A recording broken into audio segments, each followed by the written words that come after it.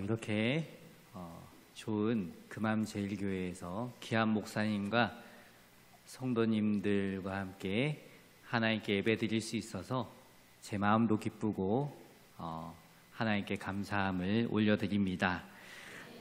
여성교회 헌신예배인데 어떤 말씀을 전할까 고민하고 또 고민하다가 한나의 기도가 생각났습니다. 오늘 말씀을 통해 저 여러분 모두 기도가 회복되는 은혜가 있길 소망합니다. 특별히 여성교회가 기도하는 공동체가 되어서 하나님께 기쁨이 되길 주님의 이름으로 축원합니다. 오늘 함께 살펴볼 말씀이 사무엘서 말씀입니다. 사무엘서는 성경에서 매우 중요한 위치를 차지합니다. 이 책이 이스라엘 역사상 가장 흑암의 시기였던 사사시대를 배경으로 하고 있습니다.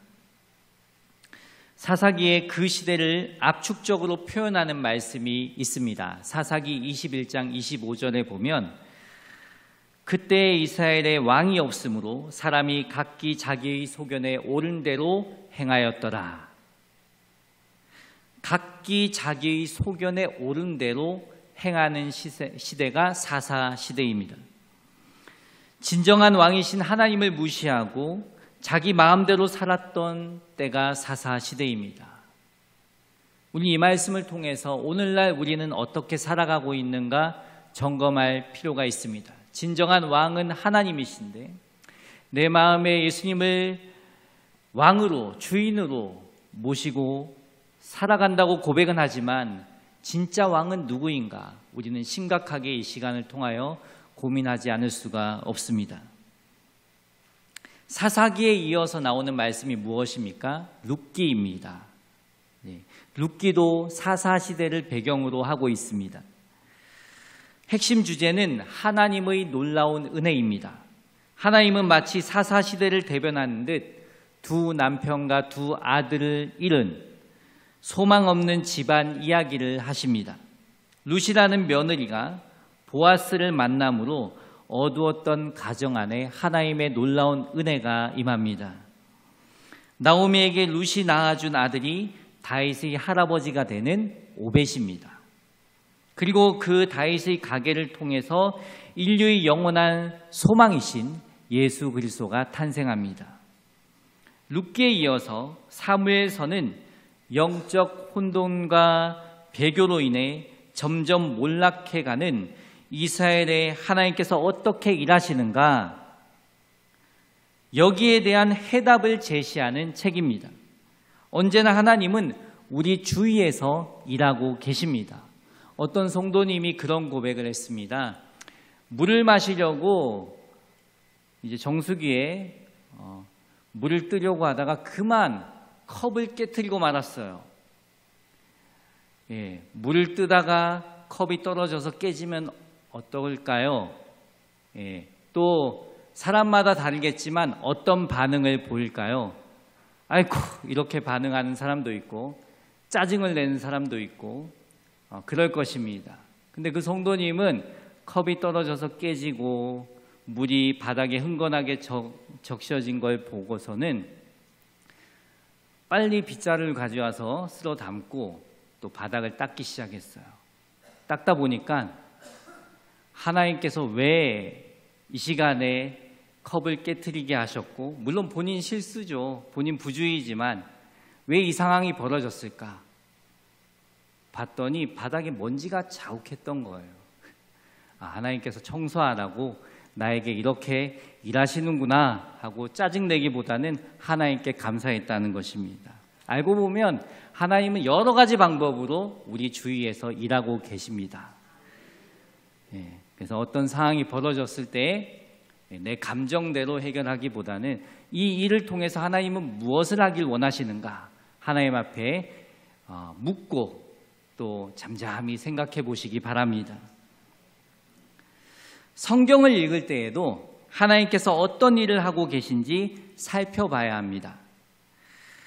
사무엘에서 처음 등장하는 인물은 엘가나입니다. 하나님께서 그 가정 가운데 어떤 일을 하고 계신지 살펴보도록 하겠습니다. 1절에 보면 에브라임 산지 라마다임 소빔에 에브라임 사람 엘가나라는 사람이 있었으니 그는 여로보암의 아들이요 엘리우의 손자요 도우의 증손이요 스브의 현손이더라. 엘가나가 어떤 인물인지 4대에 걸친 가문의 족보를 말씀하고 있습니다. 성경의 족보만 따로 집대성 해놓은 특별한 책이 역대기입니다. 역대상 6장에 보면 엘가나 집안은 창송하는 직무를 감당하는 레위지파입니다. 즉 엘가나는 제사장 가문의 사람임을 알 수 있습니다. 구약시대에 이 정도 집안이면 신앙의 명문가라고 할 수 있습니다. 이런 믿음의 가정 안에 하나님께서 어떤 일을 하고 계셨을까요? 2절에 보면 그에게 두 아내가 있었으니 한 사람의 이름은 한나요 한 사람의 이름은 분인나라. 분인나에게는 자식이 있고 한나에게는 자식이 없었더라. 엘가나에게 두 아내가 있었다고 소개합니다. 한 사람의 이름은 한나요 한 사람의 이름은 분인나라.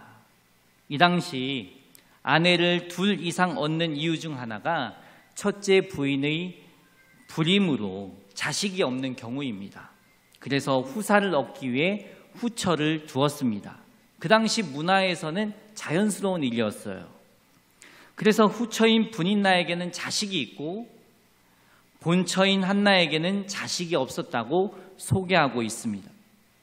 3절에 보면 이 사람이 매년 자기 성읍에 나와서 실로에 올라가서 만군의 여호와께 예배하며 제사를 드렸는데 엘리의 두 아들 홈리와 비느하스가 여호와의 제사장으로 거기에 있었더라. 엘가나는 매년 정해진 날에 절기를 지키기 위해 실로에 가서 하나님께 화목제를 드렸습니다. 화목제는 말 그대로 하나님과 화목하기 위해 드리는 제사입니다.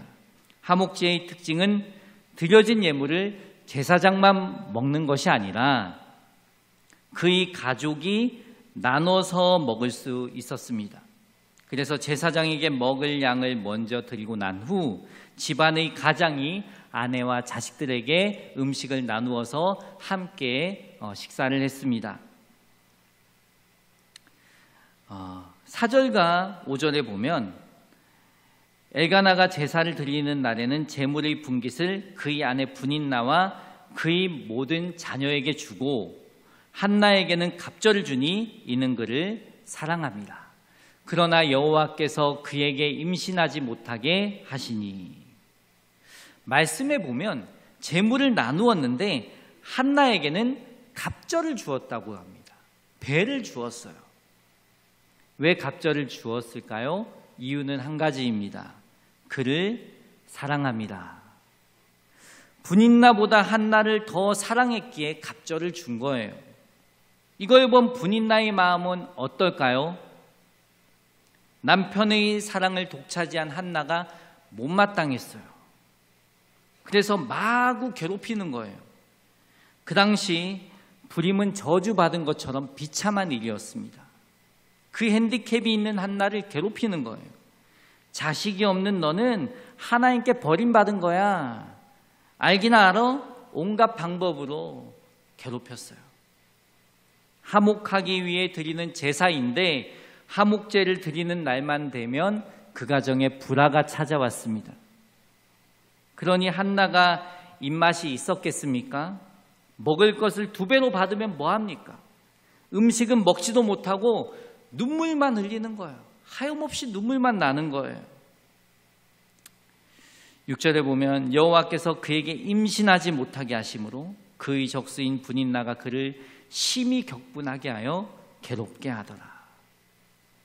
7절에 매년 한나가 여호와의 집에 올라갈 때마다 남편이 그같이 하매 분인나가 그를 격분시키므로 그가 울고 먹지 아니하니. 이러한 상황은 매년 여호와의 집으로 올라갈 때마다 이어졌어요. 그렇기 때문에 한나는 날이 갈수록 이러한 현실이 너무나 슬프고 낙심이 되고 막 울기도 하면서 비참한 생활을 이어나가고 있었습니다. 그런데 눈치 없는 남편이 뭐라고 합니까? 우리 8절 말씀 함께 읽어보겠습니다. 하나가 그에게 이르되 한나여 어찌하여 울며 어찌하여 먹지 아니하며 어찌하여 그대의 마음이 슬프냐 내가 그대에게 10 아들보다 낫지 아니하냐 하니라. 왜 울면서 먹지 않느냐고 합니다. 왜 그대 마음이 슬프냐고 합니다. 내가 그대에게 10 아들보다 낫지 아냐. 이런 말을 들었을 때 그 한나의 입장을 생각해 보면 위로가 되었을까요? 전혀 위로가 안 됐어요. 또 그 다음 9절에 보면 그들이 실로에서 먹고 마신 후에 한나가 일어나니 그때의 제사장 엘리는 여호와의 전 문설주 곁 의자에 앉아 있었더라. 이 말씀을 보면 한나가 조금 위로를 받았구나 생각할 수도 있어요. 저도 그렇게 생각하고 이렇게 주석을 찾아보고 했더니 이게 위로받아서 음식을 먹었다는 말씀이 아니고요. 이 말씀은 한나가 음식은 먹지 않고 가족이 식사하는 자리에 앉아 있었다는 말씀입니다. 먹지 않고 그냥 앉아서 지켜보기만 했다는 말씀이에요. 그런데 그 자리에서 엘가나가 한나를 위로한다고 말을 건넨 거죠. 지금 한나의 마음을 괴롭게 한 일에 한몫한 사람이 누구입니까? 남편 엘가나입니다. 분인나 보는 데서 눈치 없이 한나를 더 챙기지 않나, 또 전혀 공감해 주지 못하고 왜 우냐고, 내가 10 아들보다 낫지 않냐고 그런 말만 하는 거예요. 문제가 있는 사람에게 울긴 왜 울어? 이거보다 무엇을 잘해야 합니까? 공감을 잘해야 합니다. 아무래도 이 엘가나가 한국 사람인가 봐요. 한국 남성들 잘 공감을 못하는 특징이 있습니다.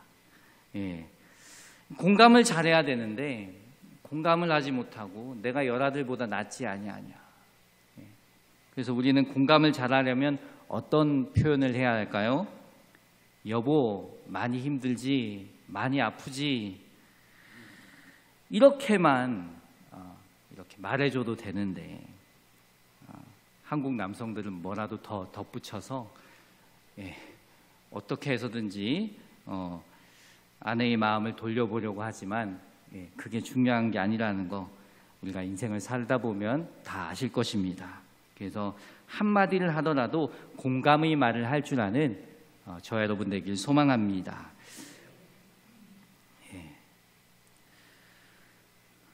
지금 한나에게 닥친 문제가 무엇인지 우리가 좀 생각해 볼 필요가 있습니다. 우리가 지금까지 말씀을 들었는데 첫째는 불임, 둘째는 분인나입니다. 그런데요, 여기에 하나님의 놀라운 섭리가 있다는 것입니다. 지금 한나가 임신하지 못하는 것은 무엇 때문일까요? 그가 건강에 이상이 있어서입니까? 아니면 다른 문제가 있어서 그럴까요? 아닙니다. 5절, 6절에 반복되는 말씀을 눈여겨볼 필요가 있습니다. 5절, 6절에 보시면요, 어떤 말씀이 반복되고 있습니까? 여호와께서 그에게 임신하지 못하게 하시니, 6절에도 여호와께서 그에게 임신하지 못하게 하심으로. 왜 임신하지 못하게 하신 걸까요? 여기에 하나님의 일하심이 있는 것입니다. 이 당시는 영적으로 암흑기였습니다. 누구 하나 하나님 앞에 깨어 기도하는 사람이 없었습니다. 그래서 하나님은 한나가 그 고통의 문제를 가지고 하나님 앞에 나아가길 원했던 것입니다. 여기에 하나님의 일하심이 있는 것입니다. 그렇다면 한나는 어떻게 슬픔과 고난의 상황을 극복했습니까? 첫째, 한나는 극심한 고통의 자리에서 기도의 자리로 나아갔습니다. 9절에 보면 그들이 실로에서 먹고 마신 후에 한나가 일어나니 그때의 제사장 엘리는 여호와의 전 문설주 곁 의자에 앉아 있었더라. 한나는 자신을 고통스럽게 하는 문제를 인간적인 방법으로 해결하려 하지 않았습니다. 만약 자신을 힘들게 하는 분인나에게 찾아가 이제 그만 좀 하라고, 내가 얼마나 힘든 줄 아냐고 하고 따졌다면 관계만 더 악화되었을 것입니다. 한나는 그렇게 따지고 들려고 하지 않았고 그 상황 속에서, 그 아프고 슬픈 상황 속에서 기도의 자리로 나아갔던 것입니다. 기도의 자리란 어떤 곳입니까? 사람이 많고 시끄럽고 산만한 그러한 곳일까요? 아닙니다. 온전히 하나님께만 집중할 수 있는 고요한 장소입니다. 예수님께서도 습관을 따라 조용한 장소에서 기도하셨습니다. 여러분은 고난과 슬픔이 가득할 때 어떻게 하십니까? 어떤 사람들은 마음의 슬픔을 이겨보려고 좋은 사람들을 만나고 기분 전환을 위해 좋은 장소를 찾아갑니다. 잠깐 슬픈 마음을 달랠 수 있을지 모르지만 그때뿐입니다. 사람의 위로 또한 한계가 있습니다. 오늘 말씀에 가장 가까운 남편도 한나를 위로할 수 없었습니다. 위로의 말을 할 수 있지만 한나가 안고 있는 문제를 해결해 줄 수 없었습니다. 물론 이렇게 푸는 방법이 필요 없다는 것은 아닙니다. 때로는 힘들면 산책도 하고 바람도 쐬고 이런 것들이 필요하죠. 하지만 믿음의 사람은 먼저 나아가야 할 자리가 있습니다. 한나는 기도의 자리로 나아갔습니다. 인생의 문제 앞에 우리가 나아가야 할 기도의 자리는 어디입니까? 교회입니다. 이 예배당입니다. 물론 가정에서 기도할 수 있고 어떤 장소가 되었든지 마음으로 기도할 수 있습니다. 하지만 온전히 마음을 쏟아 기도할 수 있는 장소는 교회입니다. 교회만큼 기도하기 좋은 장소가 어디 있을까요?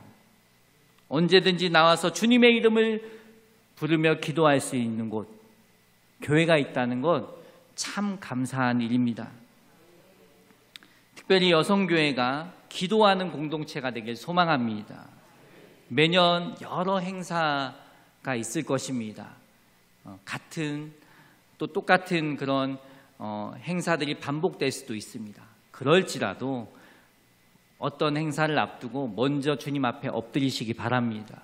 그럼 하나님께서 지혜를 주십니다. 또 더 좋은 방법으로 주의 일을 할 수 있도록 길을 열어 주십니다. 이제는 먼저 주님 앞에 나와 기도하는 성도님들이 되시길 주님의 이름으로 축원합니다. 두 번째는 한나는 하나님과 마음이 통하는 기도를 했습니다. 한나는 어떻게 하나님과 마음이 통했을까요? 한나의 기도를 살펴볼 필요가 있습니다. 첫째, 한나는 눈물의 기도를 했습니다. 10절에 보면 한나가 마음이 괴로워서 여호와께 통곡하며, 한나의 마음이 얼마나 아프고 괴로웠겠습니까? 그 모습 그대로 주님 앞에 울면서 통곡했습니다. 둘째, 한나는 하나님 앞에서 오랜 시간 기도했습니다. 12절에 그가 여호와 앞에 오래 기도하는 동안에 엘리가 그의 입을 주목한즉, 한나는 잠깐 기도하고 일어서지 않았습니다. 오랜 시간 주님 앞에 머물러 있었습니다. 그렇다고 중언부언했다는 말씀이 아닙니다. 몰입해서 기도하다 보니 오래 머물러서 기도하게 된 것입니다. 주님과 깊이 교제하길 원하십니까? 그렇다면 시간을 들여 기도해 보시기 바랍니다. 주님께서는 우리와 깊이 교제를 나누시기를 원하십니다. 그런데 우리가 주님께 시간을 드리지 않습니다. 주님께서는 좀 더 내 앞에 머물러 있었으면 좋겠구나 하시는데 내 할 말만 하고 일어섭니다. 이제 주님 앞에 좀 더 머물러 있는 시간을 가져보시기 바랍니다.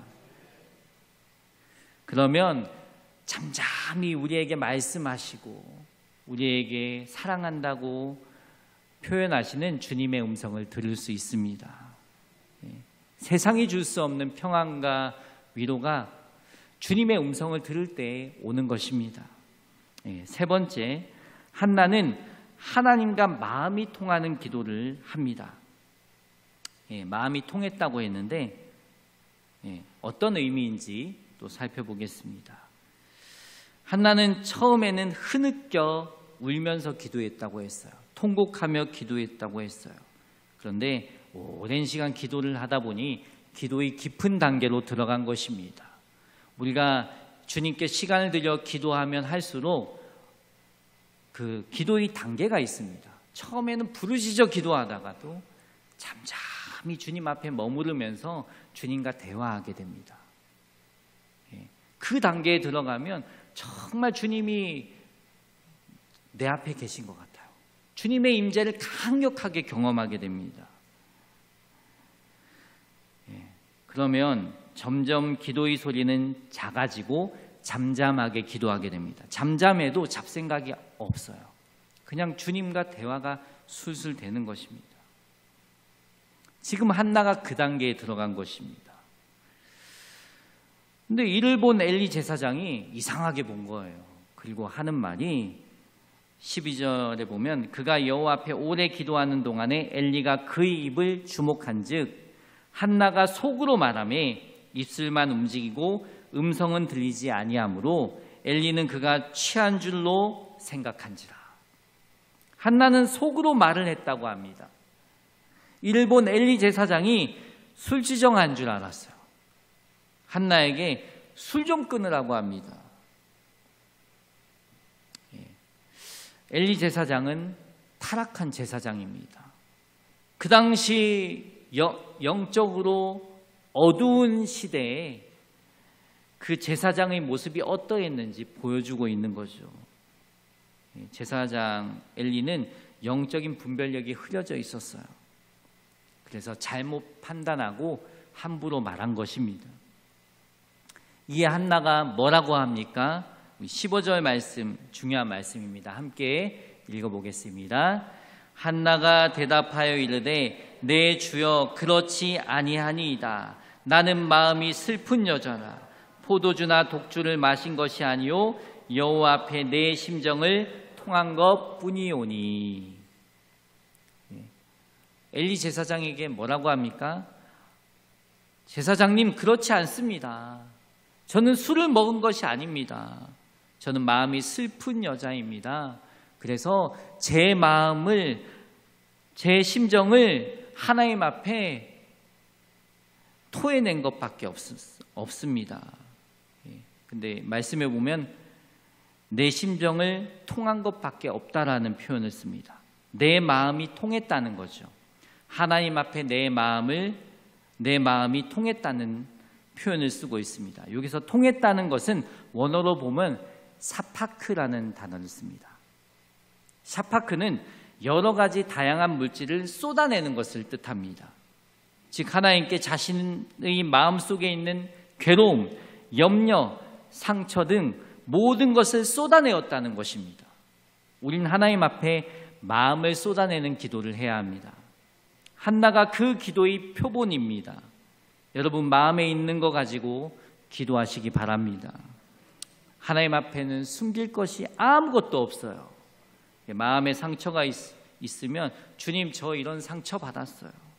주님 앞에 숨김없이 말하십시오. 마음에 말 못할 아픔이 있다면 주님 앞에 다 앓으십시오. 이 시편 말씀을 제가 요즘에 읽으면서 은혜를 받고 있습니다. 다윗의 기도가 참 많이 수록되어 있는 말씀이 시편입니다. 괴로운 심정을 다 주님 앞에 토해내는 다윗의 모습을 보면서 그 말씀을 읽는 것만으로도 제 속이 후련해지더라고요. 권하고 싶은 것은 시편 말씀을 하루에 5장씩 읽으면서 기도해 보시기 바랍니다. 하나님께서 우리의 마음을 너무나도 잘 아십니다. 주님 앞에 하나하나 고하다 보면요, 우리의 기도가 깊어지고 주님의 은혜와 평안이 우리에게 임하는 경험을 하게 됩니다. 정말 인생을 살다 보면 주님이 도우시지 않으면 해결 안 될 문제가 많이 있습니다. 한나는 주님 아니면 안 됩니다. 그런 심정으로 엎드렸습니다. 제가 양촌제일교회에 부임하면서 보니까 버려야 할 것도 많고 정리해야 될 것이 많이 있었습니다. 하나의 예로 이제 밖에 그 재래식 화장실하고 창고가 있었어요. 근데 그 창고 안에 40년 동안 쌓여 있는 물건이 가득 차 있었어요. 이렇게 살펴보니까 사용할 만한 물건이 없는 거예요. 저걸 버려야 하는데 하다가 이제 제가 들어가기 전에 그 사택 공사를 했거든요. 사택하고 그 교회 주방 공사를 했습니다. 가면서 이제 폐기차가 오면 거기다가 다 실어 보냈어요. 막 물건을 꺼내도 너무 많아가지고요. 몇 차를 실어서 보냈습니다. 그러다가 장로님 트럭 빌려가지고 또 나무는 나무대로 이렇게 다 따로 정리해가지고 이렇게 폐기 하기도 하고 그렇게 버리고 정리하다 보니까 조금 교회가 깨끗해지는 그런 환경을 갖추게 되었는데 또 사택공사도 잘 되어서 그래도 저희 아이들하고 가족이 지내기에 그래도 감사하게 잘 조성이 됐습니다. 그런데 제 마음에 한 가지 걸리는 것이 본당이었어요. 이 예배당을 제가 1년 동안 보내면서 제가 작년 5월에 부임을 했거든요. 보니까 여름에는 곰팡이가 피는 거예요. 바닥이 마룻바닥인데 너무 습해가지고요. 또 겨울에는 또 그 바람이 그냥 들어와요. 제가 새벽에 예배를 드리면 입김이 그냥 보여요, 그냥. 그리고 바닥에서 또 냉기가 올라오고. 하나님 어떻게 하면 좋을까요? 우리 교회 형편상 공사를 시작하기에도 어려운 형편이고 기도만 하고 있었습니다. 기도를 하는 가운데 소식이 들리는 거예요. 바로 이제 매년 교회를 세우는 사람들 그 단체에서 한 교회를 선정해서 본당 공사를 이렇게 지원한다는 소식을 들었습니다. 그래서 서류를 작성해서 제출을 할까 말까 망설여졌어요. 왜냐하면 원래 원칙은 한 교회에서 3년 이상 목회한 그 목회자만이 신청을 할 수 있어요. 근데 저는 1년도 채 안 돼서 자격 조건이 안 되는 거예요. 그래도 기회일 수 있으니까 서류는 제출해보자 하고 제출을 했습니다. 그리고 이제 기다리면서 성도님들에게도 기도 부탁을 했어요. 계속 기도해보자. 하나님 어떻게 역사하실지 모르니까 기도하면서 또 하나님의 일하심을 보자고.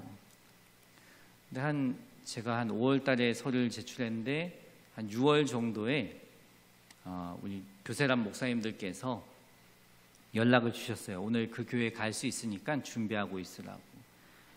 오셔서 보시더니 이 교회가 공사가 필요한 교회네. 우리는 본당 위주로 공사를 하는 게 목적이다 하시면서 좀 기다려 보라고 하시더라고요. 그러다가 한 몇 주 기다렸는데 저희 교회가 선정이 됐다는 소식을 듣게 되었습니다. 그래서 참 하나님의 일하심은 놀랍다라고 생각했어요.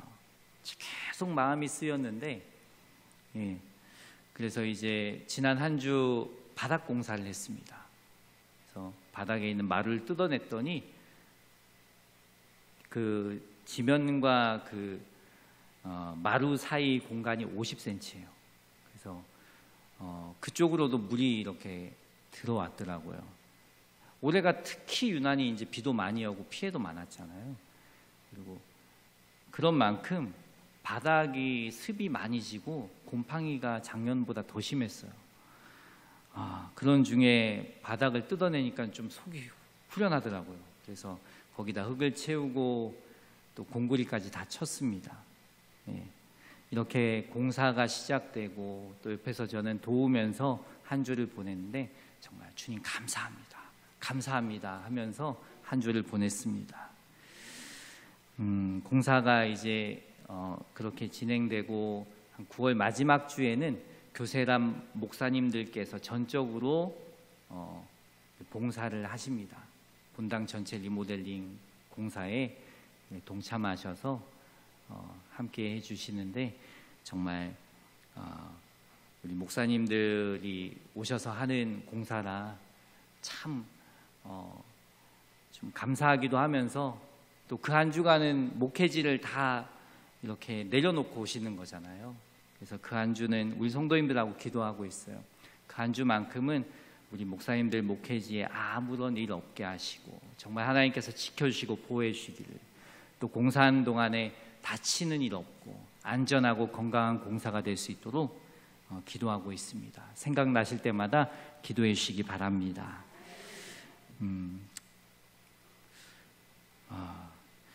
우리는 내가 안고 있는 문제를 가지고 주님 앞으로 나아가야 합니다. 십자가 앞으로 나아가야 합니다. 그런 자에게 치유와 회복이 있습니다. 주님 앞에 엎드리는 자에게 은혜가 있습니다. 또 기도할 때 하나님의 일하심을 경험하게 됩니다. 진정으로 오늘 말씀을 통하여서 이 한나가 영적 암흑 시대에 하나님께서 그 한나에게 주시는 그 어려움을 통하여서 한나가 주님 앞에 나아가서 간절히 기도할 때 정말 하나님의 마음을 알게 됐다라고 했는데, 그 마음이 어떤 마음이냐면요, 기도의 깊은 단계로 들어가서 하나님의 마음을 알게 되었다는 그 의미는요, 그 사사시대에 영적으로 어두운 시대에 하나님의 마음이 어떠했는지 우리가 좀 생각해 볼 필요가 있습니다. 이스라엘이 왕 대신 하나님을 버리고 자기 소견대로 행하는 시대라고 했어요. 이런 암흑한 시대에 그들을 깨워 말씀의 빛 앞으로 인도할 지도자가 없었어요. 엘리 제사장의 그 모습을 봐도 그렇잖아요. 정말 영적으로 깨울 지도자가 필요한데 그 지도자가 없구나. 그 마음이 한나에게 전달된 것입니다. 그러면서 한나는 그 하나님 마음을 알게 되자, 하나님, 그 아들을 저에게 주세요. 그 아들을 주시면 주님 앞에 드리겠습니다. 기도한 것입니다. 한나는 처음에는 자식이 없어 인생이 무의미하고 사는 게 고통스러워서 나에게 아들 하나만 주세요. 내 슬픔 좀 걷어주세요. 자기 필요를 따라서 기도하다가 하나님과 마음이 통했다는 거예요. 그래서 하나님께서 기도의 응답으로 주신 아들이 누구입니까? 사무엘입니다. 사무엘이라는 이름의 뜻은 하나님께서 들으셨습니다. 애통하며 기도하는 자에게 주님께서는 하나님의 마음을 알게 하십니다. 하나님의 뜻을 보여주십니다. 그리고 참된 위로를 주십니다. 예수님께서는 마태복음 5장 4절에 애통하는 자는 복이 있나니 그들이 위로를 받을 것이며, 우리가 다 겉으로는 다 괜찮아 보이지만 문제가 있습니다. 다 안고 있는 인생의 문제가 있습니다. 삶 속에 문제가 있는 것, 기도 제목이 있는 것이 은혜입니다. 하나님은 그 문제를 통해 주님 앞으로 나아가게 하십니다. 기도의 자리로 몰아가십니다. 한나는 기도의 자리에서, 오늘 말씀을 정리하면 세 가지입니다. 눈물의 기도를 했습니다. 둘째, 하나님 앞에서 오랜 시간 기도했습니다. 셋째, 하나님과 마음이 통하는 기도를 했습니다. 오늘 한나의 기도를 기억하여서 정말 기도하는 공동체, 기도하는 성도로 세워지길 주님의 이름으로 축원합니다.